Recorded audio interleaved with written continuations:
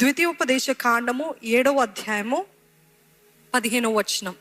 ద్వితీయోపదేశ కాండము 7వ అధ్యాయము 15.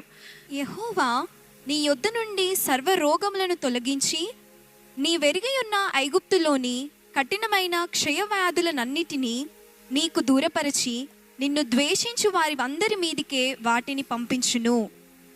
అర్థమైందండి? యెహోవా నీ యొద్ద నుండి సర్వ రోగములను తొలగించి నీ వెరిగి ఉన్న ఐగుప్తులో ఉన్న కఠినమైన క్షయ వ్యాధులన్నిటినీ నీకు దూరపరిచి అది ఎవరిపైన పంపిస్తాడంట? నిన్ను ద్వేషించు వారందరి మీదకి పంపిస్తాడంట.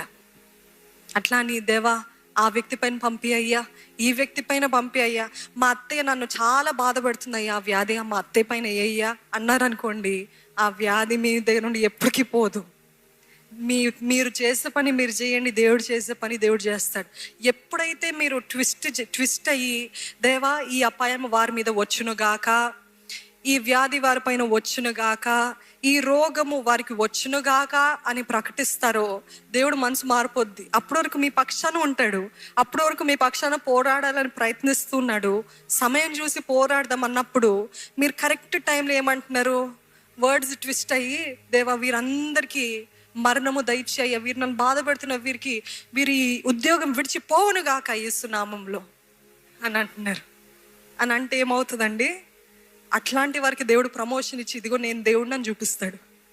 అట్లాంటి ప్రార్థన చేయక మనము చేయాల్సింది ఏంటిదంటే, దేవా నీ కట్టడలను నీ వాక్యాన్ని అనుసరించే భక్తురాలుగా నన్ను చేయయ్యా అని ఆయన నామంలో నిశ్చయంగా యథార్థంగా ఉన్నట్లయితే ఆయన చేయాల్సింది ఆయన చేసుకుంటూ ఉంటాడండి.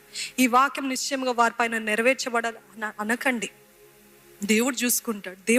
మనం ప్రార్థన చేయాల్సింది మన నిమిత్తమై.